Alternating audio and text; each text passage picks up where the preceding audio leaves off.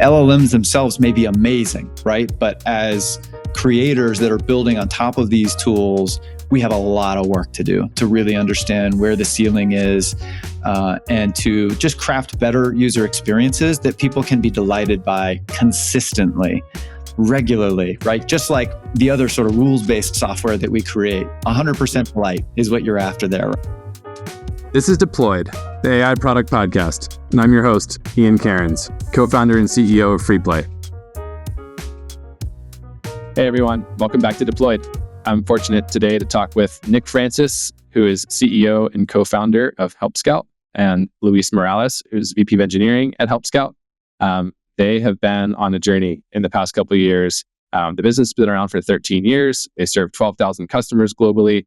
They're a customer support product that helps support teams really try to engage with and delight their customers.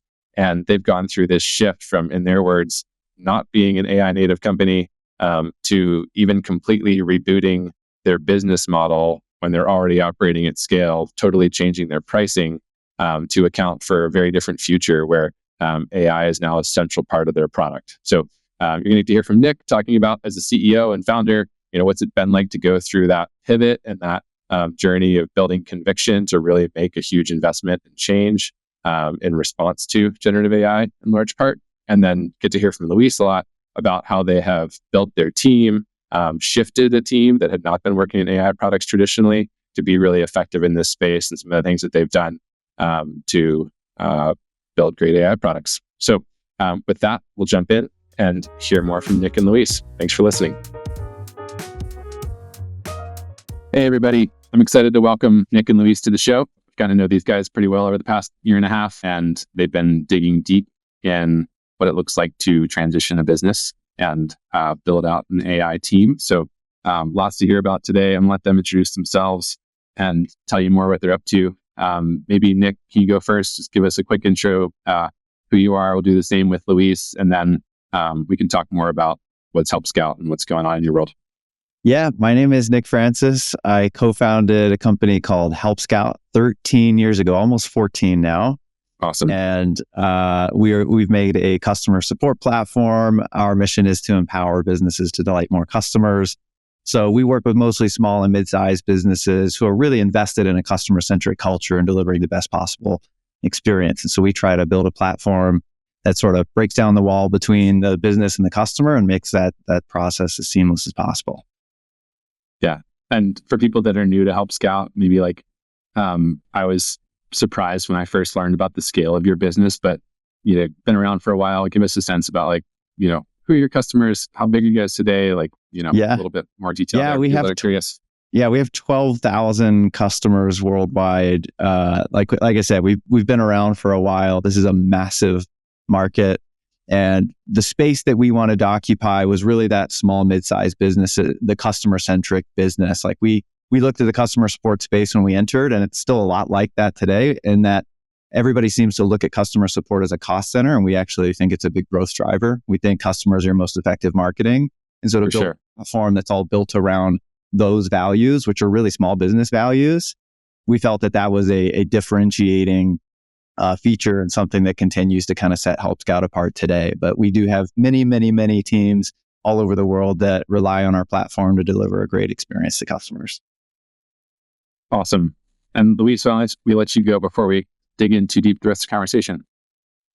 Yeah, I'm the VP of Engineering here at Help Scout. I started long time ago as an engineer, working a lot alongside drones, doing a lot of ML in the past. About 4 years ago, I decided to leave the robots behind and switch that for a customer-centric company. And I've been enjoying the wild ride along Nick the last few years. I think you worked for a customer too, Drone Deploy, right? I actually worked for a customer. That's where I met Help Scout for the first time. That's awesome. I didn't know that story. Recruiting. And I know you were at Labelbox in the past. You've worked on, ML systems at scale. And maybe that's actually part of the conversation. We can start there today, but a lot of this audience are people that are building AI products. You all were not building AI products up until 2 years ago or something, but tell us more about kind of like, what's the journey been at Help Scout? Like, why are we having this conversation? Kind of what's the experience you all bring to the conversation today? Yeah. So over the course of our time, 13 plus years in the customer support space, there have been several different AI hype cycles, but they've been pretty empty at the end of the day. For us, most of the customers we serve are relatively small. And so even innovations in machine learning weren't actually able, like most of our customers, 95% of our customers don't actually have enough volume for machine learning to play a role in actually giving their support team superpowers. And so when Gen AI came around, it was a big paradigm shift for everyone, but particularly in customer support, I was like, wow, we went from 95% of our customers not being able to leverage AI to make their team more efficient to 100% of our customers being able to leverage this tool to not only deliver a better experience, but to operate more efficiently. And so it just felt like this incredible new paradigm that we had to learn everything that we could about, because we're not an AI native company. We didn't have an AI team. We didn't have a machine learning team. We didn't have really any core competency within the walls of our business around AI. And so we were literally starting from scratch, and we needed partners along the way, such as FreePlay. FreePlay has been critical to our success and sort of making our way up the learning curve over the course of the last couple of years and trying to build loved working with you guys. As fast as we can. And so, but without these great partnerships and just incredible people to learn from in the community, we would have been at a significant disadvantage. Like, we compete with companies who have gone on the record saying they're going to invest $100 million in AI in the next couple of years. We're like, can we find $1 million to invest in AI? It's been a different scale, a very constrained investment that we've had to make. And I think that's forced us, some constraints are always a really great way to boon creativity within a team. And so if we only have X number of dollars or X resources that we can dedicate to this, like, how can we make the most of it? And so that's been a lot of our journey over the last 18 to 24 months. Yeah. And I think that was part of the, bunch of things just from knowing you guys that I'd want to mention. But, you mentioned only wanting to spend $1 million. Like, I've always appreciated you as a founder, especially Nick, because you're running a profitable business and you have for a long time. So you have a different mindset from a lot of, primarily VC funded companies. You're paving your own way, which is cool. But the constraints. We entered a space that knowingly with like market leaders who were always going to be like 10x or more capitalized, have more resources, more people, and so on and so forth. And so our differentiation opportunities in the market are actually just doing things our competitors can't do, such as focus only on SMBs and customer-centric teams, for instance. And so we try to leverage constraints to come up with creative ideas and ways to differentiate in the market, which is really fun at the end of the day. When you all started this journey, it wasn't like long before. I think it was, you tell me if I'm wrong, but part of the message from Help Scout in the past was, we don't love AI. Like, we're not a chatbot company. You wanted to take great care of your customers, or help your customers take great care of theirs. And like, there's a lot of ways that chatbots have gone wrong. Tell us just quickly about like the transition in your mindset from having that position to going all in like you have on building with generative AI. Yeah. One of our core principles from day one has been to optimize for the customer experience first and foremost. So we want the end customer to have the best possible experience. And so we always design for that first and then work our way back. So with regard to AI and some of the previous hype cycles that I mentioned we had seen, they were all focused on what I would call deflection, right? AI chatbots are focused on deflecting customer inquiries, reducing the number of incoming conversations that you have with customers. And that was never of interest to us. It's still not of interest to us, to be clear. However, as the technology progressed, we found that, holy cow, now we can leverage AI for a better customer experience, right? So we have this principle as it pertains to AI that is AI for delight or not at all, right? At the end of the day, we cannot leverage AI tools to ultimately create a better experience, it's not the right tool for the job. And so that's why some of these other it's a really nice time in our space because everybody else is zigging towards this hype cycle at all costs, AI first, AI powered, AI all the things. And I think we're able to zag and take a more pragmatic approach, at least in our view, and say, hey, it's just a tool at the end of the day. It's not a feature. It's not a platform. AI is just a tool. And it's only the right tool for the job when it can deliver a better experience. So that's where we've always delineated. And I think AI in this particular cycle has just presented us with some tremendous value add things that we can build into the product where we just never had that opportunity before. No, and maybe we can like pull the thread a little bit, give Luis a chance to weigh in. But, you just said a lot of stuff about where AI fits in the strategy now. It is incredibly important to you. You mentioned that there wasn't really a core competency in Help Scout a couple of years ago, maybe except for Luis. I don't know. But, Luis, tell us, like, how have you worked through making this transition as an engineering leader? And like, love to hear just some of the story about, where you all started, where you are today on the team side.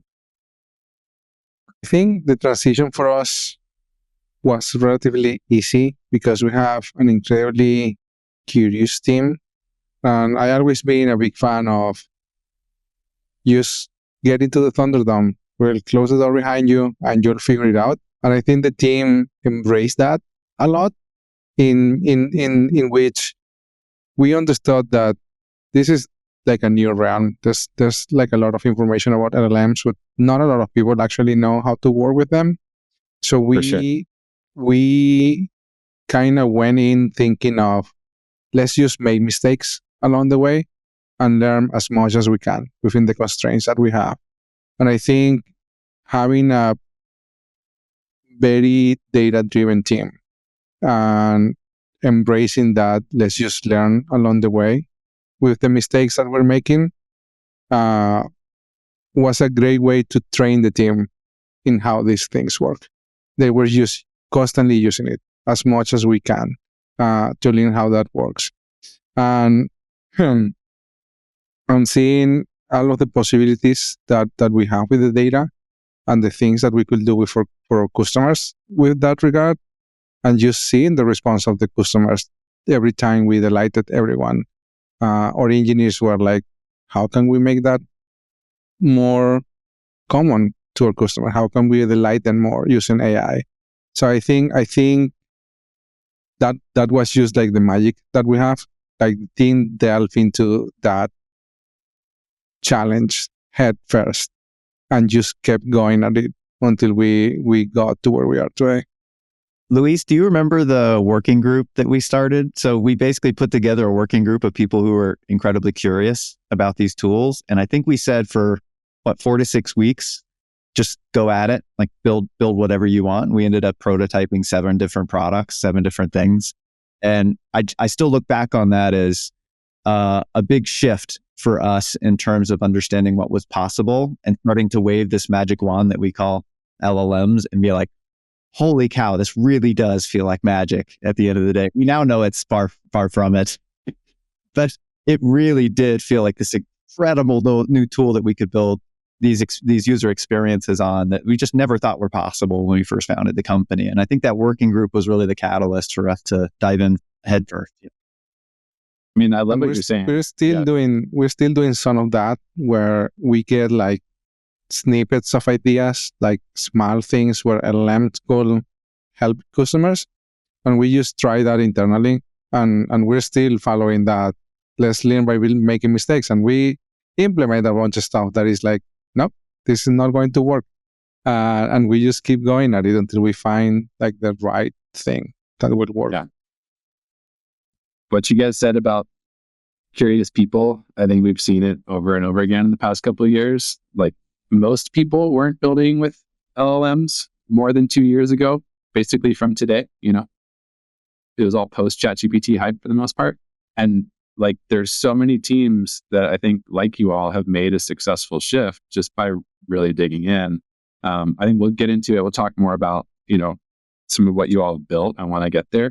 But it's been fun to watch the journey because I feel like, the Help Scout AI engineering team, and just like AI product development work generally, we get to work with a lot of folks. You all hold your own with some of the best of them. So it's been cool to see the transition. I think you've got a lot more to share there. I want to jump to like the end on a big thing, which is not only have you rebuilt your team, you've actually like totally changed your business model after 13 years. that's a big deal. And for like other leaders listening in on the podcast, there's I think other people that are facing these kinds of questions and maybe concerns. You all have tackled that and even rolled out totally new pricing model. This whole industry you're in has been a seat-based pricing model forever. That's where you guys were. Can you tell us more about what's up there, Nick? Like, tell us about the journey, how you got to where you are today and what's new.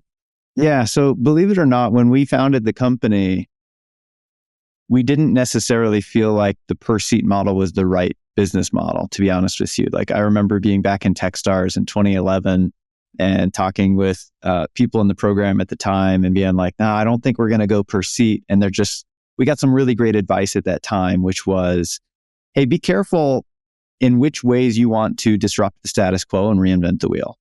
Are you sure you want to do that in the business model, or do you want to differentiate, at least initially, through other means? And I felt like, so we sort of saw some flaws in the per seat model from the beginning, just in terms of how we believe customer support teams should operate. They shouldn't operate in a silo where you have to manage licenses and basically keep everyone in the business out of the system in order to, because that's where all your customer feedback is. That's where the customer voice lives. To block everybody in the organization out unless they're talking to customers always felt unnatural to us. So it's still to this day, everybody in our company has an account, but that's easy for us because we don't have to pay for our tool. So over the years, we've talked with so many folks who we felt we shared the same values with, in which they wanted everybody in the business to be close to the customer, but our business model was fundamentally misaligned with that. And so in many ways, we were looking for this sort of opportunity to sort of change the table stakes in our market and to have this opportunity to say, nope, this is no longer the right value metric for us to evaluate in order to determine what price is. And so what we noticed was, these cycles too, like we've only had, since we founded the business, this has been the only sort of incredibly disruptive cycle that we've been through as a business. It doesn't happen that often, but it did feel like a founding moment. And whenever it feels like a founding moment in your market, it's important that you adopt day one thinking and say, okay, day one of the company, forget all the legacy stuff that exists now. What would we do? And very quickly, we sort of looked at the numbers and looked at the metrics, talked to customers, and realized we have to move on from per seat because either we're going to have a per seat model and then we're going to have to charge for this AI thing and this AI thing, and then we'll have to charge add-ons for this. Basically, when value disassociates from price, you have to complicate your pricing in order to capture the value. So at the end of the day, what we felt what we needed to do is go do some research in light of what we knew about the market and what we knew about the state moving forward and say, what's the right value metric? And it turns out it wasn't that surprising. The thing that our customers value most is their customer, right? And so effectively what we charge for is the number of people that you help on a monthly basis. We call them a contact.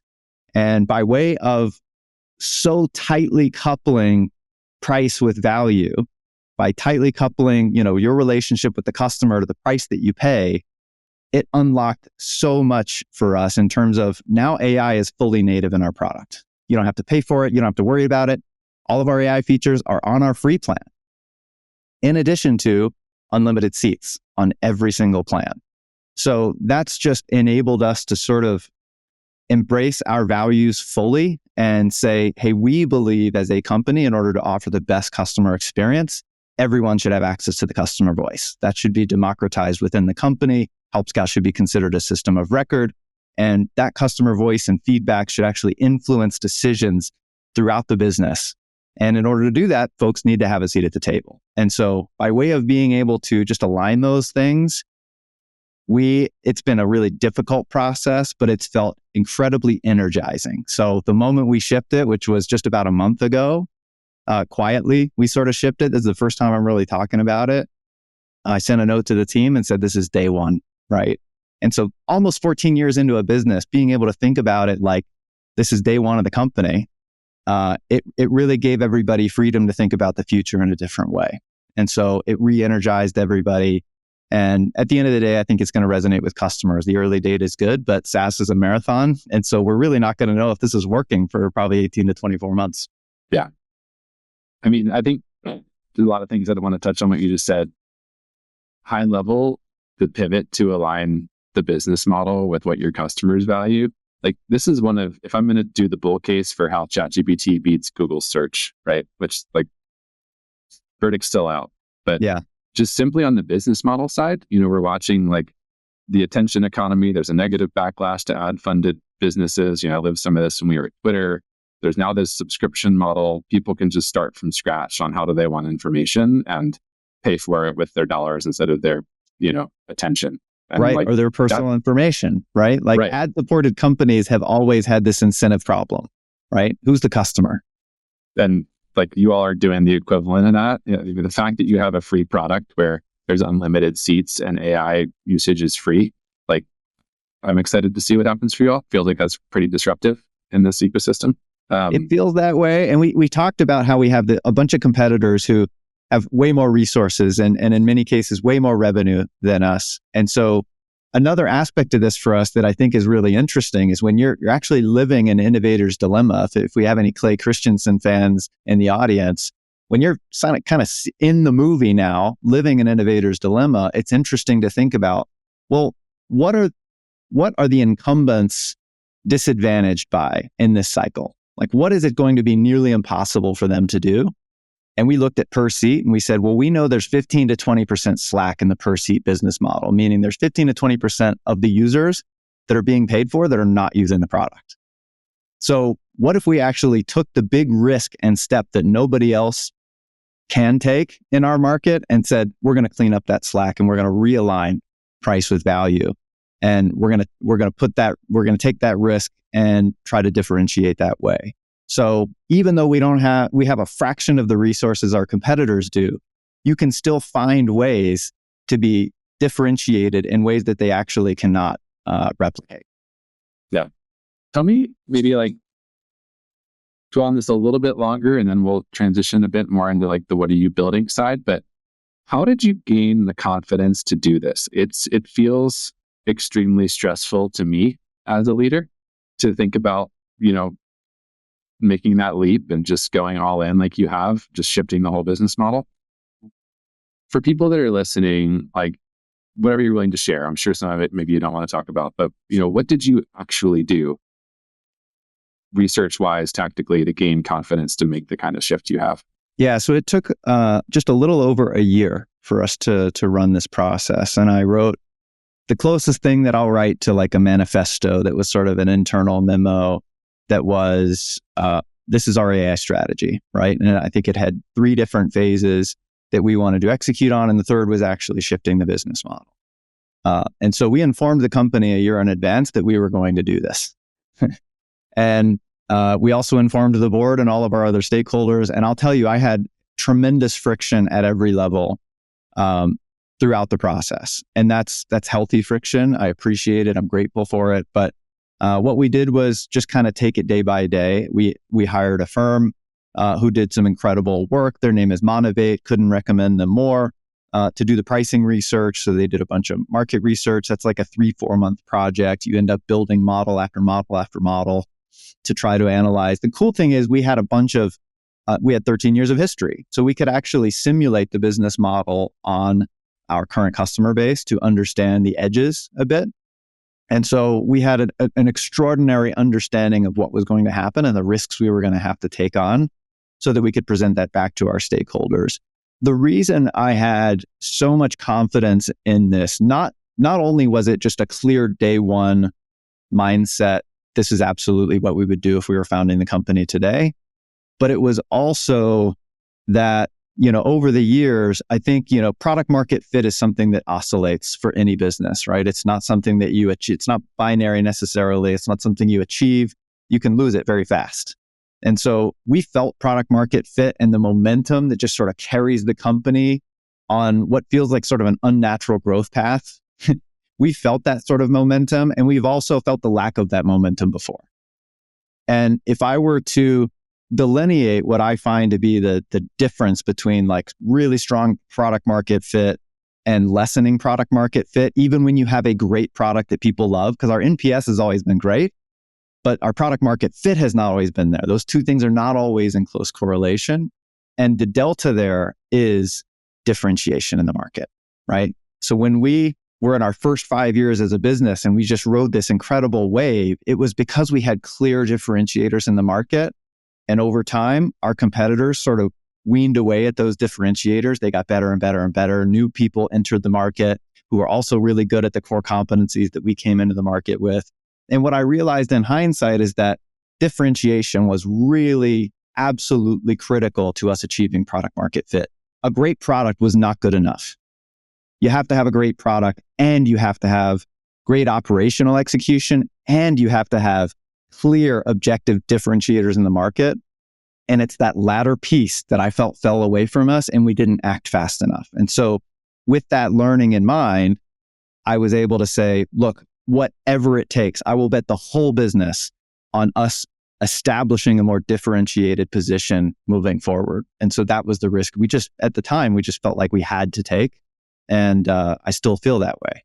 And I'm really glad that we now occupy a differentiated position again. And it's showing up for us in the early results. We'll see how it plays out, though. That's awesome. That's a bold move. Congrats on starting it.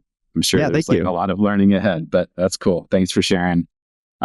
Luis, we're not hearing from you enough, so I want to shift a little bit. But for people that are listening that don't know Help Scout's product, it's like, cool. You guys have shifted everything, in the business. You're building a bunch of stuff with AI. Give us a sense, just like, what are you building? Maybe where did you start? What does the AI product surface look like today? Be awesome to just like anchor people in what are we talking about here? And then we can dig in a bit more to what you've learned doing it. When we started, we had like the one question, like, what do we actually build? Like, what could we do that will allow our customers to do better for their customers? And that was tricky because I think that was the time where everyone had a Copilot, and that's what everyone was building. And we just did not want it to have a Copilot. Like, we did not saw that, like, or differentiated for sure, given what Nick's talking about. Or customers are customer support. They are writing all of the time in there. A Copilot will probably get in their way most of the time. And I think the first thing we actually built in that working group that we had was a summarize feature. Like, sometimes you get into conversations that get pretty long, and sometimes the customer helping changes hand at some point because it's the next day or something like that, and it's pretty complicated to go through a long conversation to figure out where the customer is. So we built a summary feature that allow handoff to be more easily happen. I think that was the first feature that we implemented, and that was pretty well received. We follow up with translation, which actually help a lot too. Not only our customers, but our own internal team use translation a lot. Those are common stories. Like, those two features, I feel like, no offense, right? But like, from a SaaS product standpoint, a lot of teams got started with like, there's a button. Add some magic, make the core customer experience better. Don't make it hard. Don't make it a chat bot. Just like, I need to do this all the time. Make it easier for me. And like, I think I've seen that as a successful on-ramp for a bunch of teams to just start simple like that. So cool to hear that's how it started for you. We also had to learn how to implement all of this stuff correctly. Well,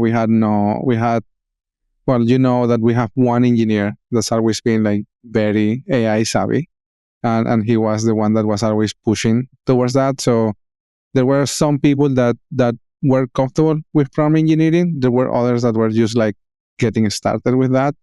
Prompt engineering is probably the art that we had to master early on in order to make good experiences. So we started small with things that were a small experiment. If they were not going to be great, they were not going to disrupt our customers too much. And we started that way. And from there, I think Nick always was like, I want something that feels like magic. And that was the thing that we were chasing, like how we can make that happen. And I think the next big thing we started working on was automated draft, making automated responses to customers, and how we could make that happen in a way that just feel like this is amazing. I don't know how it works, but this is amazing. I think that's where we spend most of our time figuring out how can we use all of the information that we have from our customers and just help them respond faster to the customers in a way that's valuable to everyone. They're delighting their customers, and our customers are able to manage their queues faster without lowering that quality. So the customers are still happy with them. And figuring that out was tricky, as you know, because I think you help us through that journey a lot. Free play was, in fact, crucial to understanding how the prompts work, what is working, what is not working, what we need to be testing, where we need to be looking at things. And for people that are like listening and maybe like, not as close to your product, we're talking about customer support agents trying to respond to email. Like this is 100% or predominantly email, not chat, not other surfaces. It can be other channels. We haven't done chat yet because it's so real time, and as you know, latency can be an issue. With some of these tools, but particularly with email, the vision was, hey, how can I make it so that as soon as I open up a conversation, there's already a draft written for me that I can start with. And then that's like super nuanced, under the hood, you all built a RAG system, like you're looking at a history of, these people's, these customers, knowledge bases and different sorts of data to figure out how to do something relevant. But, the whole goal was like, there's just a draft to start from, and now I can customize it and make it my own. An interesting side point is that we also acquired a small company along these lines that was doing the same thing, that had shipped an AI drafts product that was built on the Help Scout API. And although we were doing the same thing and had a lot of confidence in what we were doing, we decided to acquire that thing because it's big. We can't ship something that's unpolished to 12,000 businesses. We just can't. There's sort of a certain barrier to entry, whereas this coder could ship something like over a weekend and like build a business from zero and learn a lot from it. And so what we ended up doing was acquiring that business simply so that we could learn from the customer base and learn from what that person had learned and learn from the data that sort of came with it. Because at the end of the day, it was still built on the Help Scout API. And so that also gave us a leg up to sort of build this sort of, and we kept the app running for a while. We just continued to kind of grow that business and learn from it without having to ship something that we signed our name to that was available to 12,000 businesses overnight. And so that was kind of an interesting part of the story as well. You all are lucky to have a big enough company. There's a small ecosystem, people you can poach from within. Right. Yeah, that was fun. Sorry. So like, that's just, I wanted to make sure we're all understanding what we're talking about. Luis, you're getting into some of the challenges you faced around like prompt engineering, tuning RAG, like really making drafts work was a big investment. Like, tell us more about how you solved those problems. How did the team really ramp up on fixing those things? Yeah, I think the short answer is trial and error. A lot of trial and error. The heart to any good RAG system was to start understanding how to properly partition all of the content that we wanted and how we can embed all of that, and understanding how embedding works and playing around a lot around how can we embed using different models, figuring out like, do we need to re-rank? Is re-rank worth it in that scenario? There was a lot of playing with that at the beginning. Chunking strategies, testing a million different chunking strategies against our vector searches. I will say that initially a lot of the effort just went through understanding that. And where were you, like, those were things you were like just picking up different strategies from elsewhere online? Like, how did your team decide which things to try, which things weren't good? I'm curious to hear more, for especially people that are like going through a similar process, maybe behind you. How did you decide what to try and where to spend that time? Reading a lot. there's a lot of blog posts and there's a lot of chats around Reddit. But I think we focus a lot on white papers being released by researchers.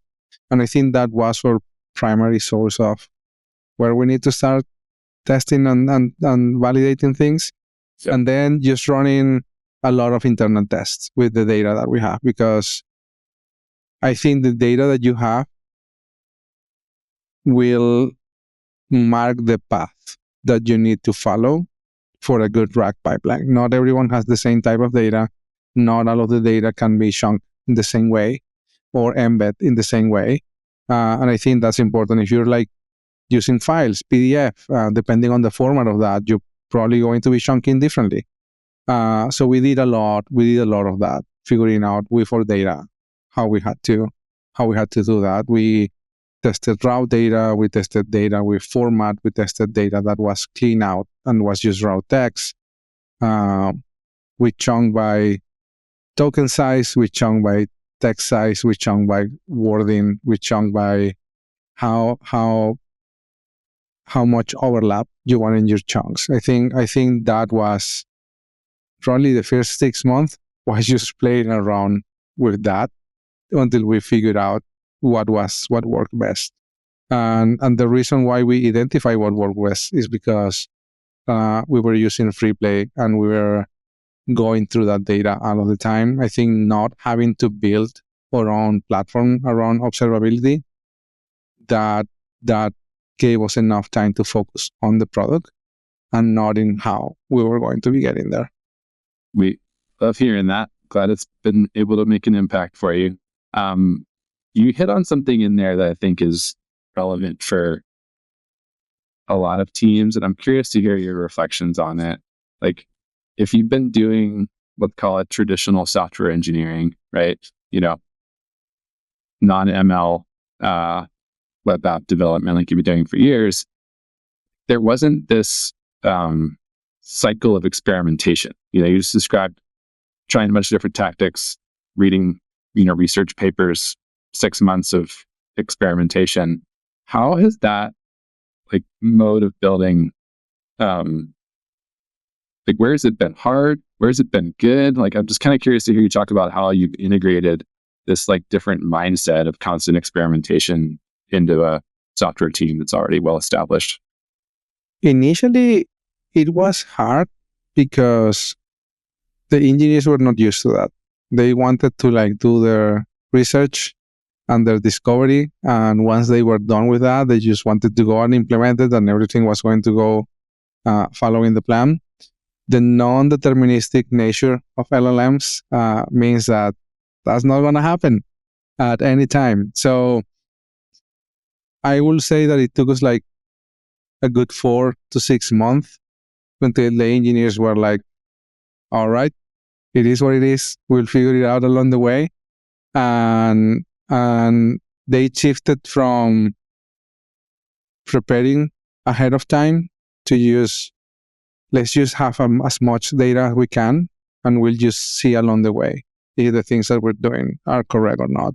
And I think the culmination of that culture was this year, where we realized that understanding the data, understanding the LLMs, understanding machine learning is not everything.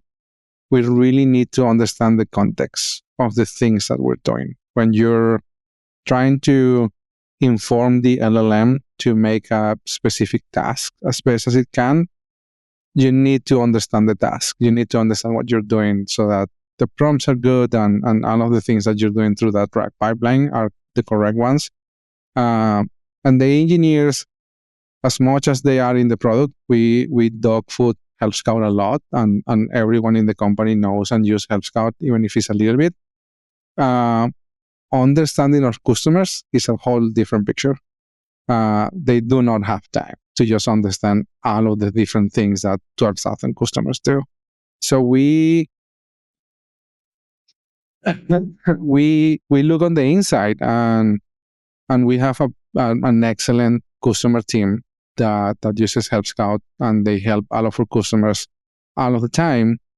And we talked to them, and we found someone that was very data driven. And we started experimenting with that person on a new role. Like his whole job and his dedication is understanding our customers, going through the data that we're using to feed the LLMs, and just figuring out what's working and what's not, and why it's not working. I think initially, when talking to customers or even using internally, the wording that was used a lot was quality. Is this good enough or not? And the one question that anyone could not answer was, what does quality mean exactly? Because quality for us, quality for the engineers is not the same as the quality for our customer or for that person or customer is helping. So having someone dedicated to data quality that does understand that nuance has been instrumental in the last 3 months on guiding our team on what they need to be working on and what's. Luis talked about shifting to more of an experimentation-driven culture. Kind of want to hear how that's been on your side, because that like implicitly means a lot less predictability in delivery. But like just to stay on it while Luis is talking about this role, because I think we really enjoyed working with this person. One of our more active customers in Slack, who's just always testing the system, trying out new evals, doing all sorts of stuff. Came from the customer support kind of side of the business, product expert. Like, was he an engineer before? Like, how technical is he? And then like kind of just describe a week in the life. Like, kind of what's the job scope for this person? Yeah, they were part of the customer success, part of the customer support team here at HelpScout, and they were embedded in different engineering teams. So for the longest time, their job was to serve as a gateway between the technical teams and things coming up from the customers. So they were in the queue all of the time. They understand all of the problems, all of the things that customers were writing us to us, and they were bringing that information to the team. They were helping in an investigatory way the teams figure out what the problems were to see how we could solve those issues for our customers. That was what they were doing for the longest time. They were not engineers. They're actually not engineers right now. They do have some technical knowledge about our product, but their expertise is in customer, helping, working with them, talking to them, and understanding the customers. Yeah, it's like true domain expert. Push them a little bit into like, let's work with you. Let's get you to be a little bit more technical at a data analysis level, because that customer context is the key to understanding what we have in there. And fast forward 3 months in, like just tactically, like to what degree, it's like clearly like this person's looking at data. Is he involved in prompt engineering, evals? Like how does he interface with the engineering team? I think a lot of people are exploring roles like this to get some more domain expertise in the mix. So curious what else you can tell us about how it looks in practice. Right now, except for coding, he's involved everywhere. He's definitely has been improving the prompts to make them, especially at tone and a little bit of quality. He has improved that a lot. I know that maybe a month in, he did like a couple of tweaks to one of the prompts, and our own customer team was like, it's amazing. It feels like it's one of our own writing those drafts. So I think he's been helping a lot to get us there at that level of quality that we were expecting. He's been working on evaluations a ton. He's actually been defining how we evaluate the prompts that we have at very different levels. That's been very useful to understand every time we do a change on anything, or even if we are trying new models, if the things are working correctly or not. And that's one of the things that's been most striking to me is like, this is, you've now got a domain expert taking the lead on evals. He's finding stuff in your kind of production application issues that are going wrong, figuring out what the right evals are to catch it the next time, and like really owning that on behalf of the engineering team, or alongside of at least. That feels like we're seeing more of that start to happen. There's been domain experts doing prompt engineering for a while, but now stepping into having domain experts doing evals as well has been cool to watch. And it is a must too, because some change may be working for some customers, but then some other customer has something weird in the context on the rec pipeline, and then suddenly it's not working. So having someone that actually understands all of that, how that is working within the context, has been incredibly helpful to go through that stage and understand why, and so we can fix that. And then he's also been working at the kind of like at the planning level of the team, helping with priorities, helping with maybe what should be working on next. How can we improve that experience? We're also working on our own version of what is a chatbot for Help Scout. We call that AI Answers, and he's been very helpful through that process, because one of the things that we want to achieve with that chatbot is not frustrate the user with a conversation with an LLM, and having someone that understands that context and when do we need to shift from automation to a real human has also been very helpful on that front. I would keep picking your brains for a while. I know we're going to get short on time here. I mentioned Nick, like maybe it's a quick thought, but want to hear like your side of this. Your engineering team has moved to this experimentation culture. You're not sure when you're going to hit the quality bar. What's that been like, and how have you like come to terms with it as a CEO and a product leader? Well, I think it's important for folks in a position like mine to really do the work to understand this technology and this paradigm shift, first of all. So like one really interesting change for me has been the time it takes to go from POC to amazing product that people love at scale is so much longer with an AI product than any sort of rules-based or logic-based product that we've built before. Like typically it's a very linear process to like prototype, POC, beta, ship it, right? And everybody understands with precision exactly how the product is going to perform and what the result is going to be for the customer. And really that's why a lot of people fall in love with engineering, is because of the mathematics of it all, the precision.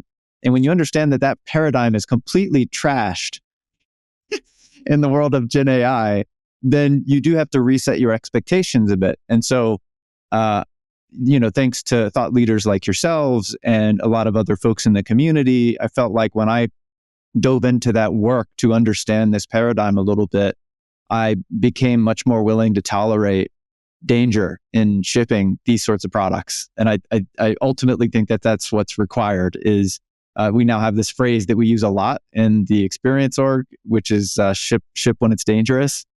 If you're not shipping when it's dangerous, it's too late. And particularly when you're in a company that's operating at a certain scale, you're always fighting against this inertia, right? Of like doing what's comfortable. And so going along with sort of the day one thinking, the shipping products built on AI it's going to require you to up your risk, your tolerance for risk in the product. And because that's the only way to really learn and make the product great. So at the end of the day, that was a trade-off that we had to make and are still making today, because I wouldn't say that we're thrilled at the same level with some of the products that we've made, but the only way to make them better is to get more usage. Yeah. There's a bunch of good advice in there.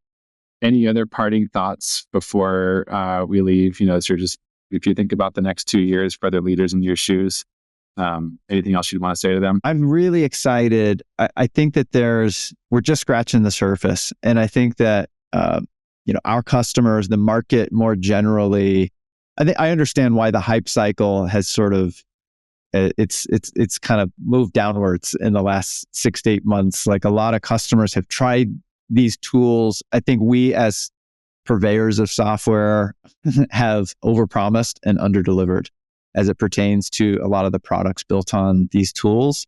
because of what it takes to get from POC to amazing, delightful product. I think we all just underestimated the effort that would be required in between. And that's had an impact on the customer and the market more generally. So I think it's really important for the broader market to continue to try these products. It is a paradigm shift, and literally everybody in the workplace is going to have to kind of make their way through that. But as people who craft software, we have to do a better job, and we have to stop overpromising with regard to the experiences that we're crafting on top of these tools. Because, there's not a whole lot. I was listening to a podcast just a couple of days ago, and the team struggled to name like 5 LLM-based products that are operating at scale with like extremely happy customer bases. Like we're just so early, there's so much more headroom. The LLMs themselves may be amazing, right? But as creators that are building on top of these tools, we have a lot of work to do to really understand where the ceiling is, and to just craft better user experiences that people can be delighted by consistently, regularly, right? Just like the other sort of rules-based software that we create. 100% delight is what you're after there, right? 100% delight in LLM land it's going to take us a while. And so I really think that like these tools are going to get so much better. Even if LLMs don't get any better over the next 2 years, I think the products are going to get so much better because the potential's all there. And so that really, that makes me jump out of bed every day. And I'm excited to work on these sorts of things. Awesome. Well, us too. A lot of what you just said is part of the Free Play story. We're excited to keep partnering with you guys. Thanks for taking the time, Nick and Luis. It's great talking with you. Thanks so much. Thank you. All right. That's all we have for today's episode of Deployed, the AI Product Podcast. I'm Ian Cairns, the CEO and co-founder of Free Play. I hope you enjoyed listening. And if you did, we'd love to hear about it. Your reviews mean a lot. They help other listeners. So give us a like, share, subscribe, wherever you're listening to this. And if something stood out to you in the episode, or if you've got feedback or ideas for a future episode, or if you simply just want to learn more we're up to at Free Play, shoot me a note. I'm Ian at freeplay.ai. You can also find me on Twitter @Cairns. Thanks so much for listening.